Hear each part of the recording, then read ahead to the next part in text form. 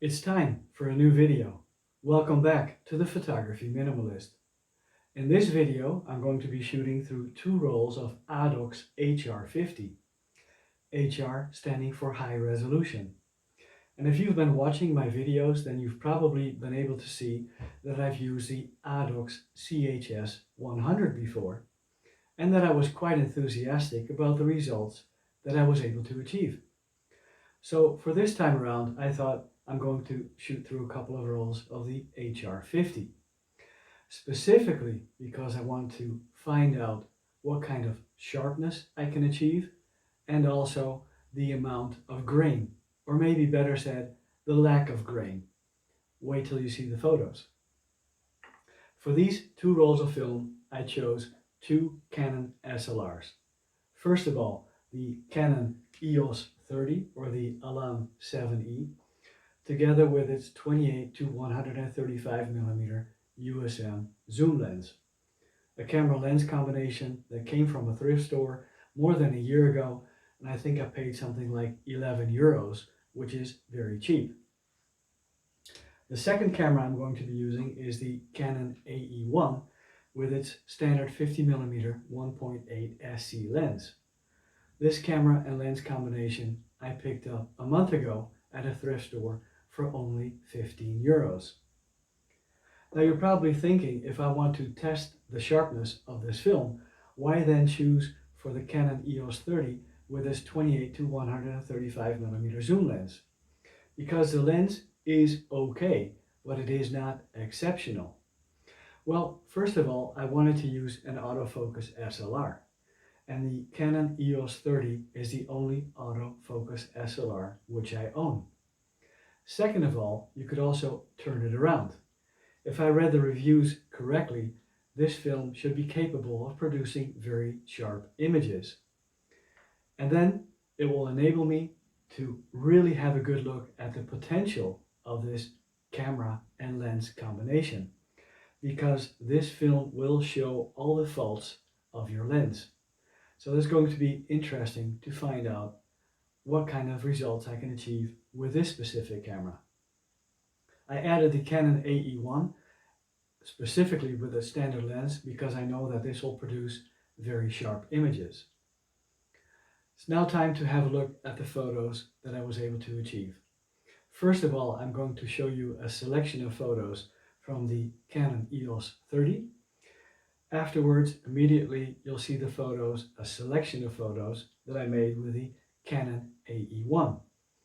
One thing I would like to explain, for the first photos on the Canon AE-1, I used a yellow filter, and that has a very nice effect on this film, which was also described in the datasheet of the ADOX HR-50. Regretfully, halfway through the film, I took off the yellow filter. I would have preferred to keep it on. But anyway, that was just to explain the first few images of the AE-1. Let's have a look at the images now, and I'll come back to you with my conclusion on this ADOX HR-50.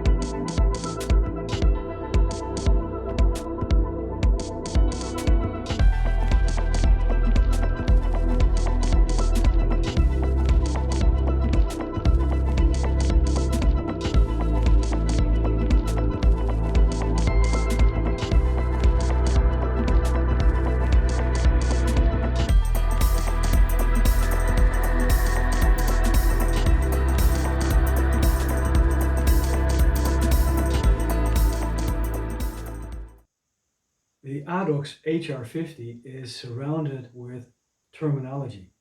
For example, anti-halation, or a lower gamma, or the fact that it is a technical film, or super panchromatic.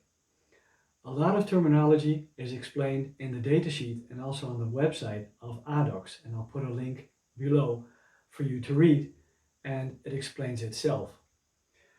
This is indeed a very interesting film. Let's start off with the development of this film, which I did in the ADOX FX-39II developer for 7 minutes and 15 seconds at 18 degrees Celsius. It's a perfect film and developer combination. What strikes me first, and I knew this already from the CHS 100, is that it is a very stiff film, which means that it is going to be a little bit more difficult to spool into your Patterson reel. But I was able to do so. What was interesting is when you read the reviews, it should be a very sharp film to use. And I have to agree. The images are very sharp. It's probably the sharpest film that I've ever used up till now, making it a very interesting film for specific applications. For example, architectural photography. When we talk about grain, we might as well talk about the lack of grain, because there is hardly any grain visible in this film, which is an interesting characteristic.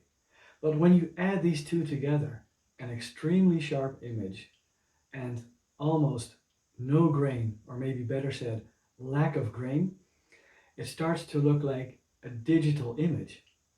And then I'm missing character in this film. When I look at some of the images, it is as if I've taken these with a digital camera. There's no film feel in these images.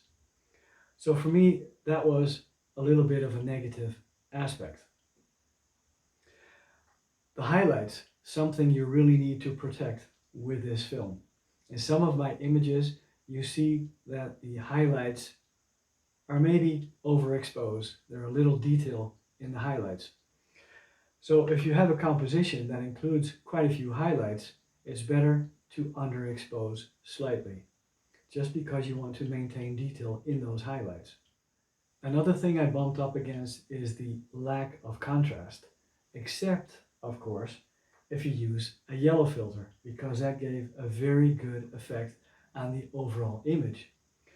But the contrast, that's not a really big issue, because you can adjust that in your post-processing. What I found that was very interesting for such a high quality film, with such a great sharpness and minimum grain, or lack of grain, is the price. I paid €5.50 for one roll of film. And film is getting more and more expensive. So €5.50, which comes out to about $6, is a very good price for such a high quality film. To summarize it all up, I can say if you're looking for the sharpest possible result and the least amount of grain, this is the film for you. On the other hand, that's the drawback. If you add those two together, you're almost getting a digital image without a film characteristic.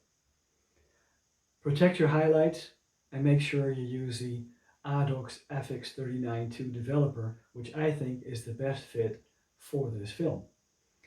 The price of this film is relatively low in comparison to the quality it provides you.